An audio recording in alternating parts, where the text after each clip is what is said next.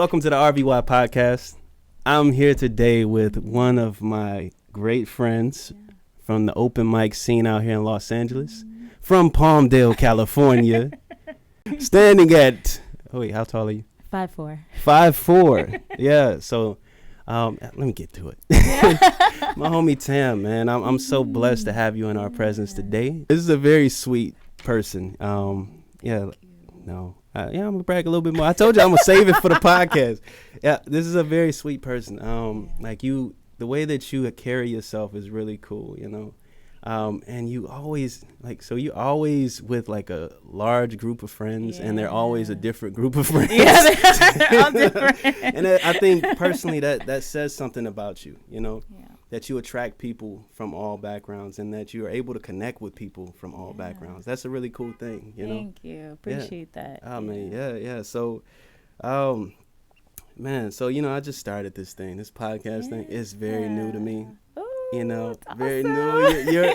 You're episode number 7. Oh, wow. Yeah. Ooh, that is so cool. Yeah, you say you like the number 7. Yeah. Why was that again? It's the number of completion. The number of completion. Mm-hmm. All right, then. There it is. So it's complete. So from here on out, these podcasts are going to be amazing. There you go. We got to speak it into existence. It starts with today. Yeah. You know, I appreciate that. So, Tam, you're a dope spoken word artist. You're an actress. Oh, God. You are. I'm a dancer. Wait, no. I got it. She's a writer. Yeah. She has a book. Yes. A published book. Mm-hmm.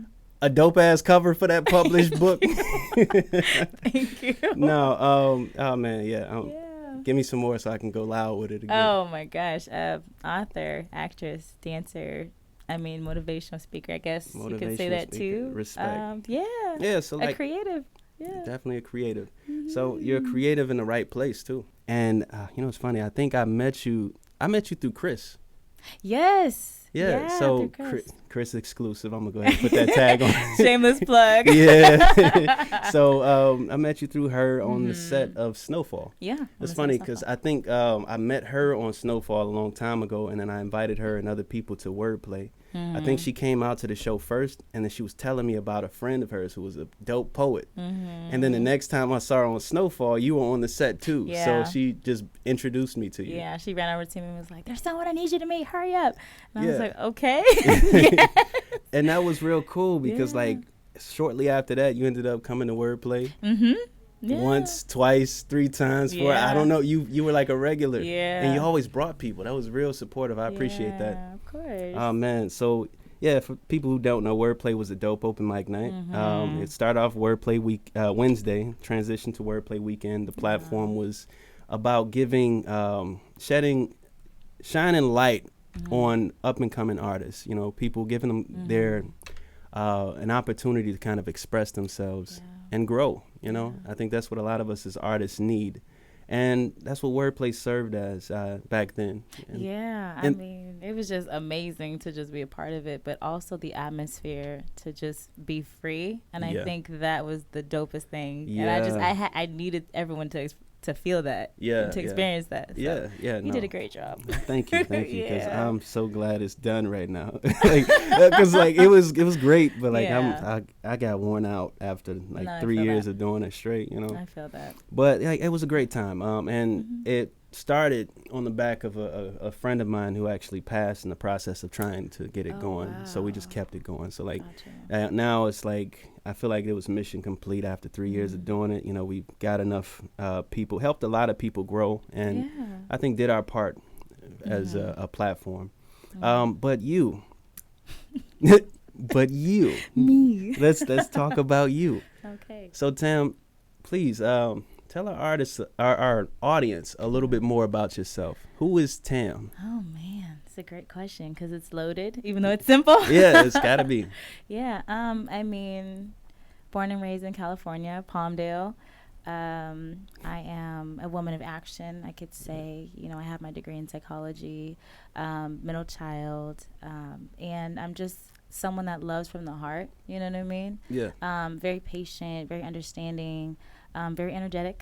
I see. Very energetic person. Yeah. But I mean, I think I've gotten to a place where I just love to understand people and I love to exhort people, because I'm just very encouraged in the fact that I want to stretch myself as much as possible with what I'm given. And I know that if I can do that, then I know that I can encourage someone else to do the very same thing, regardless if it's in the same atmosphere or another. Just put that push, you know what I mean? That's so what's up. I'm someone that pushes, and I just love people.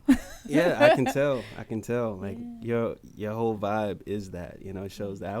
So I'll tell you, I was talking to Steve about it. Oh. It's like, yeah, man, Tam's like a really great person, man. Like, yeah, she's somebody who seems cool to rock with, you know. Yeah. That's what's up. And then we know a lot of friends in common. I think you know Tina. Yes. Tina's like a really dope dancer. Yeah. You know, I'm not sure if you know Endo and Riot. I'm better with faces.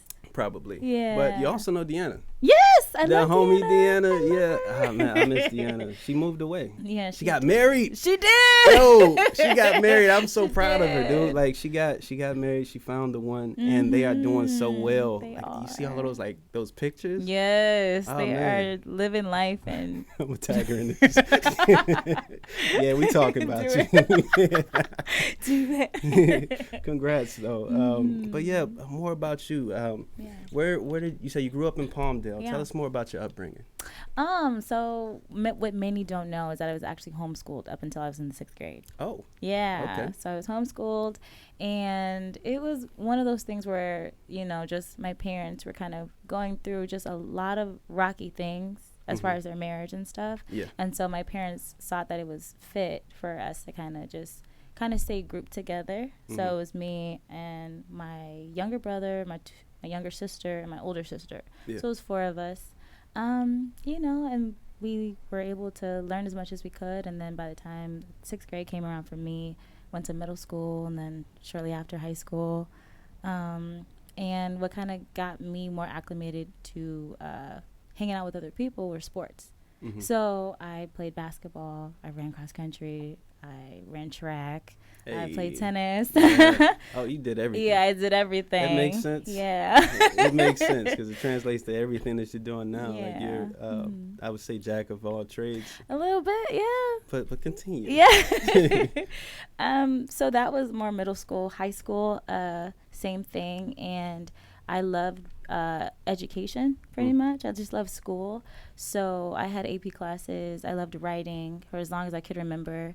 Reading, that was really much my forte. And I loved art and acting and things like that. So, you know, reading books and watching plays and stuff like that. Okay.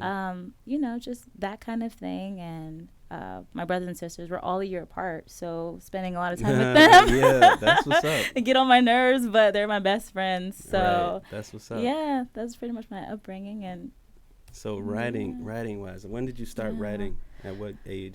ooh, I want to say maybe 9 or 10. 9 or 10? 9 or 10. Like what were you writing back then? Just like stories or actual poems? More stories. Actually. Yeah. So it started off with the stories. Yes, start off with stories. That's solid. Like short stories, and then I just kind of translated that when it came to school. They wanted, like, you know, an essay or something like that. And I was like, oh, that's not too hard. I've been doing it already. Yeah. But I want to say it didn't translate to poetry until college, actually. So, yeah, wrote my first poem in college, and it was actually for a class. So it wasn't until I needed it. But you wrote your first poem in college. Yeah. That's interesting. Yeah. I wrote my first one in, I think, high school. No. It had to be middle school because I remember showing my brother and kind of being a little ashamed because it was like lovey-dovey. Oh, you know? Yeah, it was like, it was weird. Oh, no. And, you know, I was growing up in Detroit, so it wasn't a thing for you to just go around sharing love poems to in my space that I grew up in. Let's say that. Yeah, gotcha. But yeah, I started there. I think the one that I remember right now, I wrote in like the 11th grade. And then I didn't start performing until like college. So. Oh, wow. Yeah. Crazy. But that's interesting that you started it in college because you're really good at it. Thank you know? you. Appreciate that. And like your drive right now, like before Rona, let's tell y'all, Tam was at every open mic night. You would like it. Just seriously, you can show up at a random open mic and Tam is there. Yeah. And I'd be like, what the hell? Why are you here? Like you were just at all of these and I'm watching your stories and you're like always at open mics. Yeah. That's a great thing. You know, it made me feel sometimes. I'm like, damn, am I not doing enough in this? Like, you're doing just enough. Don't I call myself a poet. I ain't, you know, I got to keep up with you. Like, that's solid though. That's a really good thing though. Like, because poetry is very therapeutic as well. Yeah. You know, for a lot of us, like for me, my story is that I was an introvert. You know, and poetry along with other things helped me get out of that. Yeah. And you know, it was a slow burn, but like I was when I started in college, a friend was having like a fashion show and he asked me to just do poetry because I told him I was a poet. I wasn't even confident in it yet, you know, but he told me to do it. I did it and people loved it. I was like, oh, yeah, okay. Yeah. You know, like after that I kept doing it. But that's really cool because like a lot of the stuff, it's funny how simple it is that these words that we put into these forms will inspire someone and even change people's lives when they hear them. Yeah. I think that's one of the most beautiful things about having an open mic is that people come from all backgrounds, all creative backgrounds, and they'll hear your art form and be inspired by it, you know, and whatever, even if they're like a comedian and they hear your poem, they're like, oh yeah, I'm inspired, or say same vice versa. Yeah. So I think that's really cool for us in the creative community. But what would you say? What did you do to groom yourself and as a poet or as a writer? To groom myself, that is a wonderful question, and it's funny because no one has ever asked me that question. But I think to just kind of do it and not be afraid to fail, or not be afraid of. Not be afraid of myself, because I feel like people actually believe in us more than we believe in ourselves sometimes. You know what I mean? Yeah, that's a real thing. And what just continued to groom me, I would say, is just that feeling of knowing that if I was able to kill it one day, then I can continue to do that. You know what I mean? If I can kill it one day, I could kill it the next day with another performance. And then I think just living life and not being afraid of being a student of the pen. You know what I mean? Like hearing other poets or sitting in and listening and cheering on a fellow poet, I think. You're able to learn a lot of tips and tricks. Not being afraid of what works for you at one point and not being afraid of capitalizing on that too. So just that time and not being afraid of being a student. That's true. Okay, so you're also an actress. I am. So when did that start? Oh, college. College was everything. College was everything. The world opened up in college. Yeah, it did. That's what's up. It really did. I remember, also I have my psych degree. So one thing about psychology is that you have a lot of elective units that you can play around with and put your foot in and stuff like that. So I took a lot of theater classes. Beautiful. Yeah.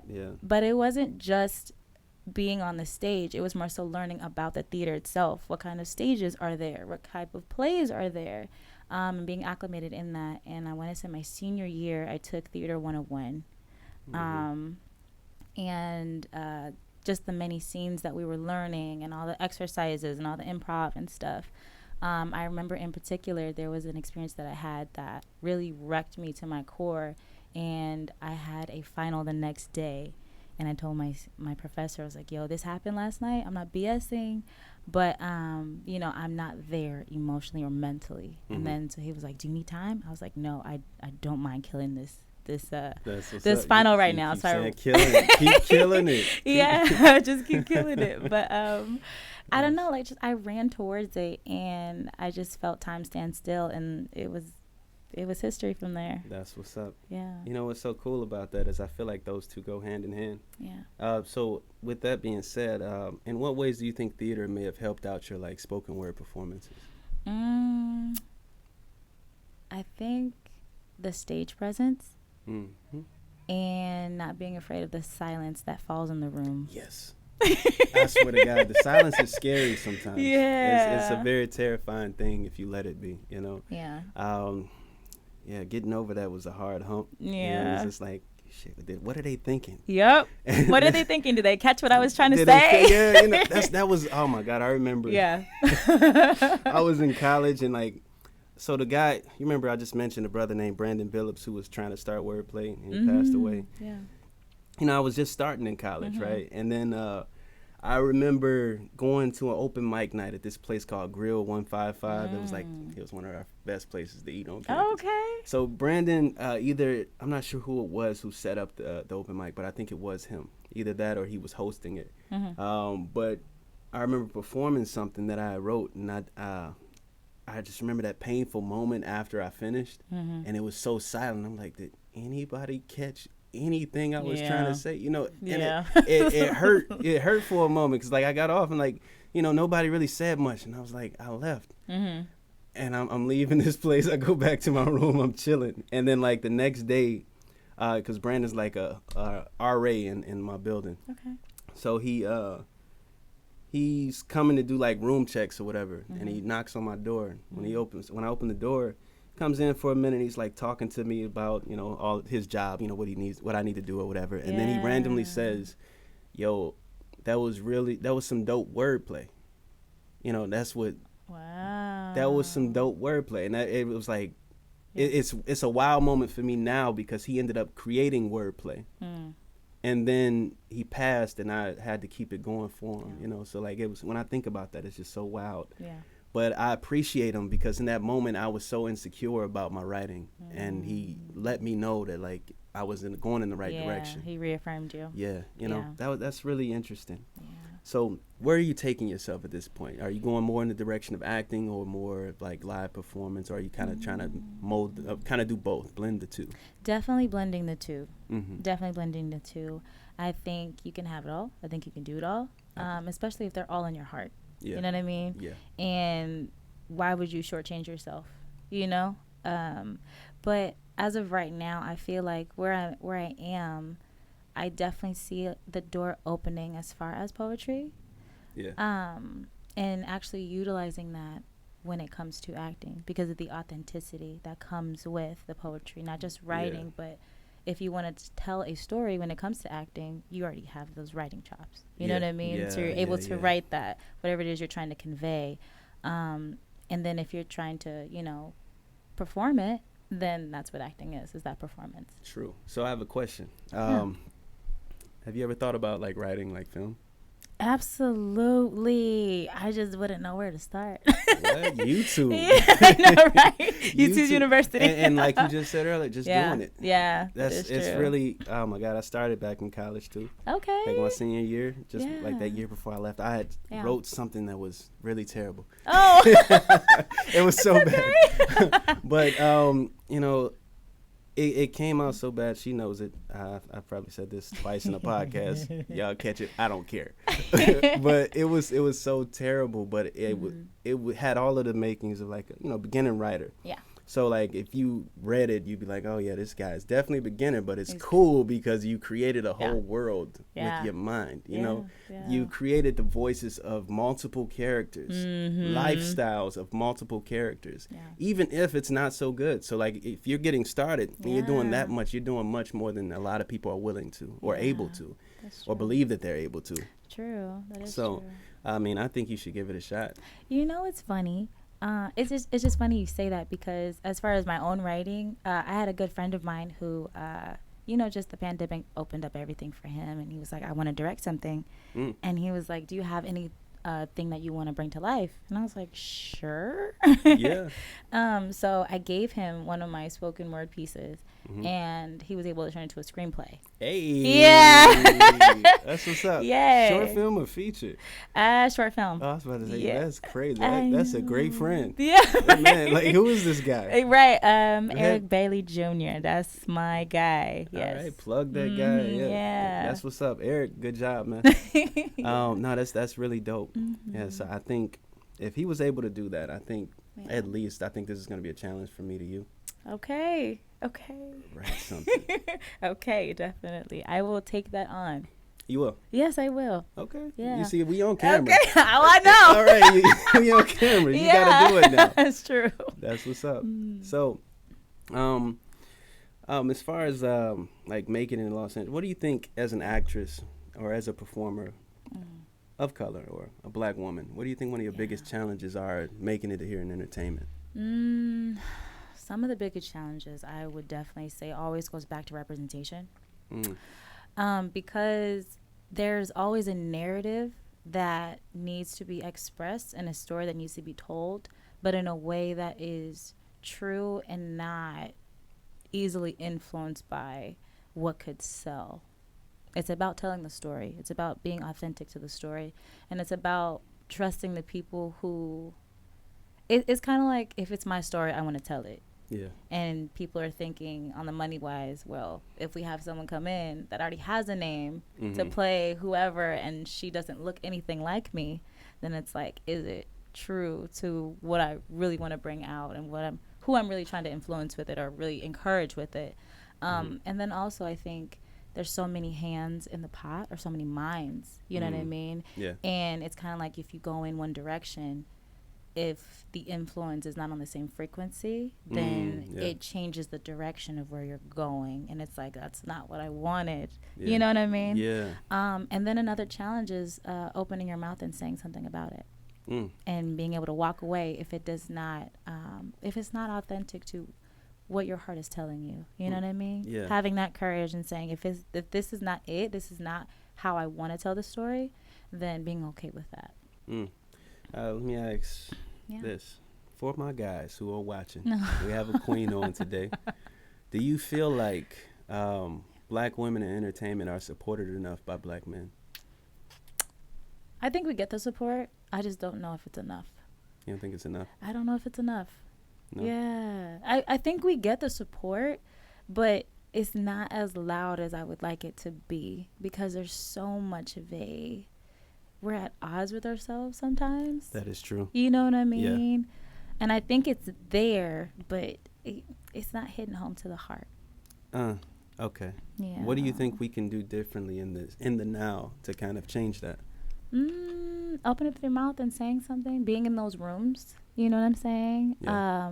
Really opening up and saying, even if it's not on a scale that brings like popularity, if it's true to your heart, how can I help you on this side? Or like, what's really opening up to that queen and saying, what's going on? How can I actually help you?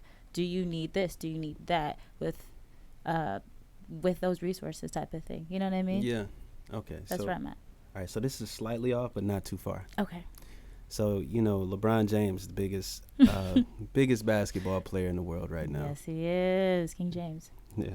I saw something earlier kind of like breaking down the difference in what NBA players get paid versus WNBA players. Do you think that those two are kind of, that type of situation is about the same? Because it is entertainment as well. Right, for sure. Do you think that NBA players can do something that would change that for WNBA players? Because I know that the main argument for them is that, or for people, is that the WNBA doesn't attract enough fans to bring in the profits for it. But do you think there's another way? I'm not totally sure. I know it's completely off. It's not off, but it is definitely curveball. It's a great vantage point. I think the male audience can really assist. You know what I mean? Because of course it is a male. I don't want to say it's a male sport. It's a male dominated sport. Yeah. So it's one of those things where it's like, we're also the number one consumers. So if we're supporting the NBA, where is the support for the WNBA? You know what I mean? Yeah. So I think if we have that support, then it would actually show that there's an interest there. And I think that's where we can get that financial support. You know what I mean? Yeah. Then it's like, okay, if we're showing more, if they're playing more, if we're getting more of that support, then it'll give them encouragement to funnel more money. Okay. That makes sense. I actually think the same thing. Yeah. I think that there's a lot more that can be done from players in the NBA to help the women in the WNBA, because they're both playing the same sport. Exactly. Now, there may be a more of an interest in the NBA, but I still feel like the amounts that people are getting paid in the WNBA should be more, Exactly. But going back to actual acting in the entertainment industry, I do also feel that we as men in the entertainment industry can do a lot more for our women. Right.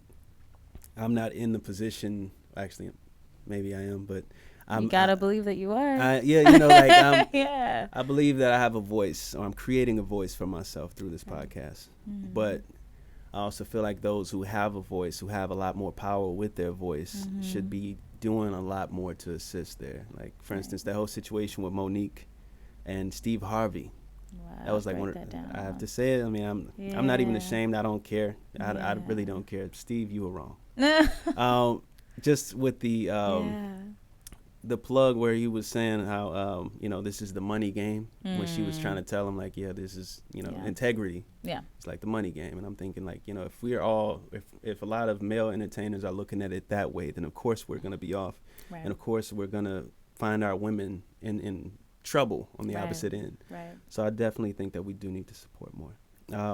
But going from there, let's dive into this other topic, right? Okay. So this is you are our first woman on this show. Really? Yeah. Hey, turn up. So I definitely appreciate you for that. Awesome. And we're gonna dive deeper because you are, Okay. All right. So what I wanted to ask, basically, I'm gonna name this segment. Okay. Okay. What are we gonna name this segment? Let's do it together. It's a segment where I ask my Facebook friends question. They give me answers. Okay. And then we talk about it. Okay. Go ahead, Tam. Name it. Segment. No. Anyway, let's jump to the question. We'll do that later. Yeah. So the question is, what are some of the challenges that Black women face in the new decade, 2020 to 2030? Ooh, Jesus Christ. So with that, I have, I think, about 9 answers. We ain't going to go through all of them, but we're going to go through enough. Yeah, matter of fact, we probably should. I think we'll do that. Yeah. Zakiya Brown. Love you, sis. She said, how much time do you have? Said all the time. She said, so the silencing of our lived experiences, the expectations of racial loyalty, the emotional labor and expectation of placing everyone before ourselves, the continued sexualization of our bodies, the disparities in pay equality, and these are just some of the things I personally experienced and can think of at the moment. Yeah. Let's talk about one of those. All of them, because there are more coming. Good, keep them coming, sis. What do you think about that? Well, for one, it sucks that these are now just conversations. Yeah. But it's like, what are we going to do about them? Yeah. You know what I mean? So it's putting foot to the ground. I definitely identify with the over-sexualization. I definitely identify with, I think she talked about the loyalty, I think it was. Yes. If you don't mind repeating that. Hold on, let me go find it. Expectation of racial loyalty. That's, I need to. Yeah, the expectation of racial, No, it's crazy. It's one of those things where it's like, again, it's a conversation, but what are we going to do about it? Yeah, I think, there's a lot of action that needs to be taken. Exactly. Let's go to the next group. So, Sierra Porter, he said, men want to act and dress just like us. Men want to act and dress just like women? Just like women. I would say I would agree to an extent. Be careful. I would agree to an extent, but not every man. Not every man. Yeah, not every man. I don't know. I'm guessing from her experience and what she's seen. I do think like things have changed drastically since like maybe early 2000s. Yeah. But I would say that's her experience of it. Yeah. And it's fair to say, like, I want to, what I want to do? I want to keep it honest on this show. I don't really want to like sugarcoat it too much, but there's a number of things that have changed as far as male masculinity. Definitely. Masculinity is, and I hope nobody takes this the wrong way, but masculinity is in a state of, it's kind of under attack at this point in time. There's healthy masculinity, there's toxic masculinity, and then what is the other one? Let's just leave those two. Well, those two are enough, and I think that's the dividing line where it comes down to. Yeah. Because it's like, if it's toxic, then that means we want to do away with it altogether, which is not true. You know what I mean? There's a healthy masculinity that says, okay, you can be strong, you can be this, and you can be that, but if you're not any of those things, then all of a sudden do away with everything, and that's not true. Yes. You know what I'm so that's saying? where the lines get blurred. Huh? Exactly. So that's a very interesting thing because like I think toxic masculinity gets attacked so much that I think people end up going overboard with it. Absolutely. Like this may be like my new set of Facebook posts, right? Yeah. But like previously in the last maybe 3 years, every time I would post something, I had like a group of women ready. Oh yeah. They're ready. I hope y'all watching. They were ready. I can go back and I'm gonna send you some of it Okay, later. please, Like there'll be please. like hundreds of comments. Wow. As soon as I post it, they jump on it and just go on the deep end, like, oh no, and then toxic masculinity gets thrown out at some point. I'll be like, come on, that's not even what I was saying. Not what I meant. But it does happen. I think both sides do exist. I think it's we do need to address ourselves as men to grow into a higher level of self because like a lot of us, again, we haven't been groomed into that. You know, we haven't had, like, I'm going to speak for myself personally. I didn't have that role model around who actually showed me how to deal with my masculinity, how to grow into it the right way, you know, in a healthy way. Right. So, like, of course, I hit a couple bumps along the way, like most men, but I don't think that I don't believe that I'm in a toxic state either. But I'm still looking into myself, like doing the internal work right now to kind of find out what areas I can grow in. And I think what's funny is that as much as I hear about the toxic masculinity, I also know a lot of males who are doing that work. Yeah. A lot of my friends like are doing that work. So like I don't think a lot of them get credit for that. And that's the part I think we have to also give grace to those that know it and are actually doing the work, and you got to give them time to know that that work is actually being done, because if you punish someone before they're fully healed, then they wonder, what is it all about? You know what I mean? And then it ends up doing more harm than good. So I would agree, you have to give a pat on the back for those who are doing that work. But then on the other end, you have to also be strong enough and vulnerable enough to say, I'm doing my work. And I feel like there's just so much from men to men saying, oh no, you're fine, you know what I mean? And that sets you back so much. And I'm just like, no, keep on doing what you got to do, because if you don't, you're setting more fires, right? You know, and hurt people continue to hurt people. That's true. I think what I've learned recently is like, it would be solid if all of us, number one, if we knew how to do it, how to find help and figure out how to deal with ourselves, but then also a lot of us not being afraid of putting money aside to have a budget to seek that help, because that part is a thing too. I know when you'd be like, oh, $300, yeah, I would too. Like, but overall, the benefit of it outweighs the cost. Right. So like, I think that's one thing. But let's get back to this list. Sorry, I went so far. It's all good. So May Rose, she's the one who attacks me sometimes. May, you know, I think she's down in Atlanta. Oh, she be attacking Atlanta. It's hot down there. No, because she know. Oh gosh. She know. I went to Central State with her. Okay. She's family. That's what's up. But she says negative stereotypes and nitpicking and micromanaging from our male counterparts, over-sexualization, and women's health. Yeah. Okay. Yeah. I'm glad you agree with that. I do. Yeah. Yeah. And I'm talking about her. Like her. I'm glad. I like this, man. Thank you. My guy Umar Hakim, a brother, Muslim brother, said not having a strong black male as a support system. I would agree to an extent, because I feel like each generation they're getting stronger, but it's what they're getting stronger in. Yeah. And what they're prioritizing as strength for themselves, but also for their women as well. Yeah. So. Yeah. So what do you have? Did you grow up with a strong male figure around? I know you have two brothers, right? Yeah, I do. I have an older brother and a younger brother. My older brother. That's a good balance. Yeah, it's crazy. So my older brother is actually 11 years older than me. Great balance. Yeah, insane. So he is my big brother. And then my dad, it's crazy because for the longest, my parents were divorced up until, again, the 6th grade, and they got remarried. So my dad was very present. He fought to be in my life. And my older brother, he practically raised me.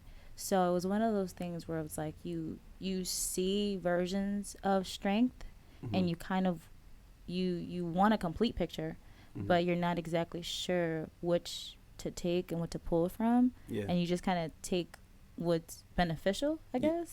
That makes sense. But you can't deny the hurt that goes with it. And a lot of those scars are they last for years, but you can't blame them because they're going through whatever they're going through. Yeah, that's a very interesting thing. Yeah. And it's good because I remember for a good period of my life I really had, I wouldn't say I had a grudge against my dad, but like he wasn't because him and my mom had separated when I was 1. Like I'd always had questions about why he wasn't there. You know what I mean? For myself, I never even communicated to other people. You know, I'd just be wondering like why didn't it work out? Right. And I somewhat blame him because I'd hear my mom's complaints, and I would take all of that in and be like, he was wrong. He's deadbeat. He's this that. He wasn't a complete deadbeat, you know. But like it was just what I took in. But when I grew up, I learned to look at it a different way as I started to learn about all of the real life experiences that adults have. Yeah. And that both of them, although like things did end up the way they did, and I can point out some clear wrongs of my father's, I also know my mother very well. Yeah. I know her like the back of my hand. That's my ace boom coon, you know. Yeah. So I'm like, I know with the stuff that I still see you doing, I know you did some things. Yeah. But that at least allowed me at this point to say I can give him some room to be human. Yeah. You know, because all of us, we never know what really happens in our lives as we grow through this process as adults. Right. So like I you know. Yeah. Forgive him from that perspective. Exactly. And I think what's crazy is that as I get older, of course I would definitely agree with the fact that like I know my mom. You know what I mean? But there's something that happens with the psyche when you're pregnant. You know what I mean? You're going through so much, and there's so much pressures, and there's so many things that she did not talk about and she handled by herself. And so I think mental health, it's a conversation now, but back then there was no explanations. Not there were all. You know, things that we had no access to, you know what I'm saying?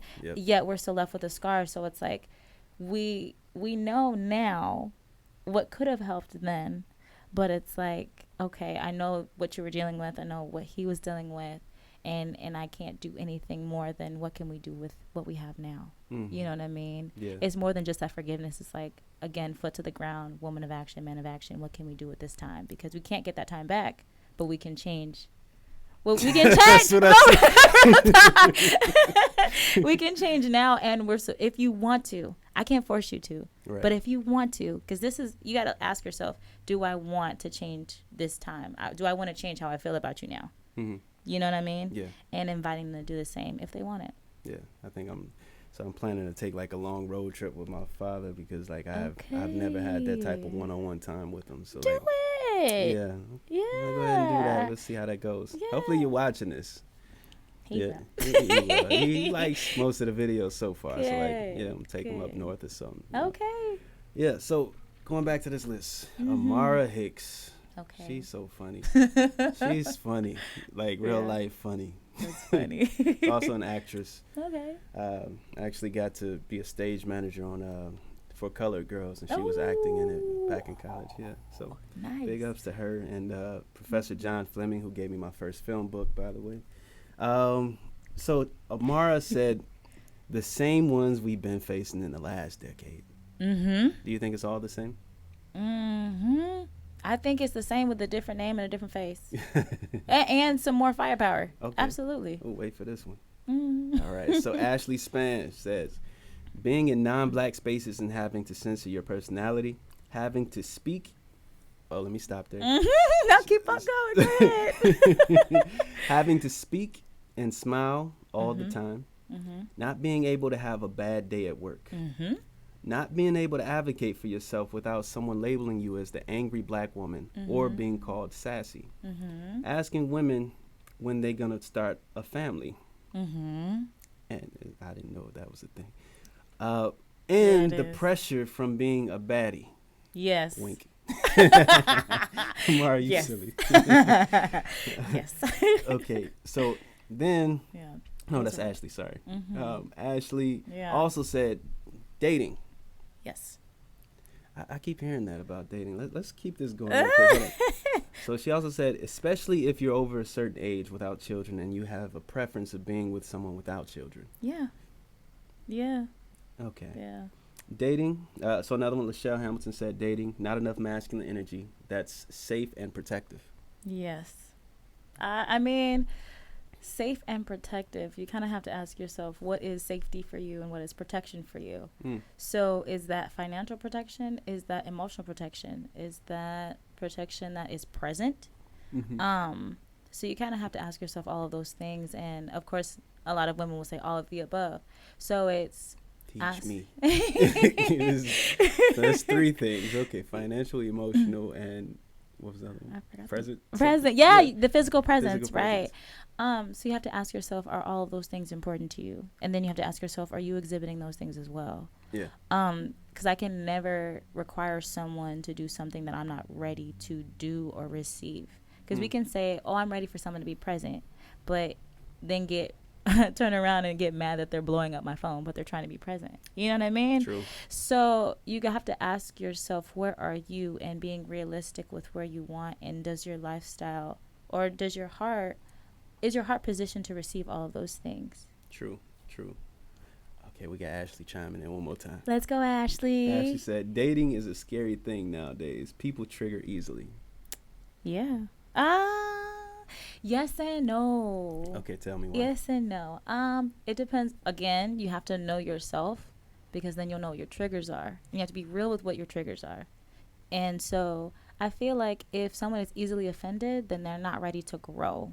And if they're not ready to grow with another individual, they're going to come with so many other things and so many ways of tackling life and way they handle life and stuff. And if you're not ready to grow, if you're not ready for that friction, iron sharpens iron, so does a friend sharpen a friend. You're supposed to be friends with someone that you're dating, not just, oh my God, like they fine. You know what I'm saying? Right. But you have to be ready to grow. You know what I mean? You can't be just stagnant, and you have to be okay with that. And if you're easily triggered, then you're not ready for the dating game at all. That's true. Yeah. So that's our list. Thank you for clarifying some of that. But I do have one I want you to hit one time. Sure. What about the over-sexualization of women? Let's talk about that. Oh my God. Well, pop media or social media or just the pop culture, I think, is pressing this idea of how women should be or act or dress, and if they don't have those things, they're not desirable. And I feel like also, in addition, if you don't exhibit those things, then no one can take you seriously or would want to take you seriously. So it really discourages women who, one, don't fall under that umbrella, but they have their degrees or they are well versed in other things that are very profitable. And I feel like when you over sexualize, then what happens is, for us, we think that, our own efforts are not, they're not taken seriously or they're not desired. And so when you over sexualize something or someone, they're not safe to be themselves, or they're not safe when the time comes. You know what I mean? For their sexual energy to be awakened or whatever. And so when you do that outside of its timing, outside of its umbrella, it's more harmful than good, I think. And you shy away from how we attract each other naturally. You know what I mean? It's unsolicited. It's not cool. That's true. Yeah. Well, I appreciate that perspective, Tam. Absolutely. So while we're still here, please go ahead and give our fans your tags. Yeah. Oh, wait a minute. I know. We didn't talk about your book. We did Let's not. talk about your book real quick. Okay. Yeah. Let's talk about it. Where did you start this book? When did I start the book? Okay, so I've had the idea for quite some time. It's I tried to self-publish last year in 2020 in April, and all the doors shut. And I was like, you know what? Maybe it's not the time or anything like that. And it wasn't until November, I think it was. Maybe November. A friend of mine said he had a good friend of his that had, she was a writing coach. So I looked her up, had a meeting with her, and signed, sealed, delivered. wrote it in 30 days and published in 90. So it's available now. Wrote it in 30 days, published in 90. Yeah, Respect. thank you. Yeah, I'm Thank trying to join your ranks in due time. Hey. That's a beautiful thing. So what is it about exactly? Yeah, so it's called Sweet Not Stupid, Mm-hmm. and that is a lifestyle choice. It's more than just a title. Yeah. It's pretty much about strength and It fits opening. you. Thank you. It fits you. Thank you. So it's literally strength, and sometimes we see strength in so many different ways, or like just boisterous and things like that. But we don't understand that an ant can pick up things that are 100 times its own size. Mm-hmm. And the lamb, although it's with other things or whatever, it's necessary. We live off of its wool. We live off of the fact that it's food and stuff like that. But so that's pretty much what it's about. It's opening up your voice and being strong in your voice and finding the strength of that. And regardless of what package you come in, or how you give your message off, it's powerful regardless. So yeah. Indeed. Yeah. That's what's up. I'm proud of you with that one, because that's a you. huge challenge. Like, I know everybody wants to be a published author at some point, but you did it. Thank you. I appreciate it. Yeah, and I'm it's proud. poetry, so That's what's people up. will be entertained. Oh, so where can I get that book? You can actually find it in the link in my bio. It's on my website, tamarafaith.com. Okay. But Is Faith your last name, actually? No, it's my middle name. Oh. Yeah. Okay, now it makes sense. I was like, all right, I don't want to. Okay. Yeah, it's Okay, all cool. good. So tamarafaith.com. Mm-hmm. And what else will we find on this website? You will find some of my past interviews. Mm-hmm. I was interviewed by Voyage LA last year. Oh, yeah. Yeah. Okay. That's what's up. You'll also see my YouTube. I have some of my live poetry there, so Hey, you'll see that. yeah. Yeah, and then you'll be able to be caught up with all the new happenings, stuff like that. Okay. Yeah. Yeah, so like when you start getting a little more like short films and things out there, Yeah. is that where we'll find it as well? Definitely. Yeah. That's for what's up. sure. Okay, so Mhm. everybody go check out tamarafaith.com Yes. and get that book ASAP. Mm-hmm. I'm gonna order that one immediately. Yay. You're So gonna that's love what's it. I bet. So maybe I can take some lessons from you back into this writing. I haven't really written like seriously in a Really? long time, so I'm looking forward to it. I will say this: you still got it, regardless of how long you put down No, the I pen. believe It's still in you. I believe it. I feel like I'm a different beast at this point with it. I feel that confident in my writing, but Yeah. I'm looking forward to the day where I try my pen again. There you go. And yeah, that's definitely inspirational. Yay. Yeah, boy, but that's cool. So for our fans again, Yeah. let's go ahead and give them your social media tags so they can tap in with you. Yeah. So my Instagram is lovelyladytam_. Uh-huh. My YouTube is Tamara Faith. Tamara Faith. And yeah. And Okay. Facebook, same thing, Tamara Faith. Okay. Mm-hmm. Tam, thank you so much for coming out to this podcast today Thank and offering your you. perspective Yeah. and your personality and your greatness. Thank you. I appreciate it. You're a Thank you blessing. for having me. Peace. Peace.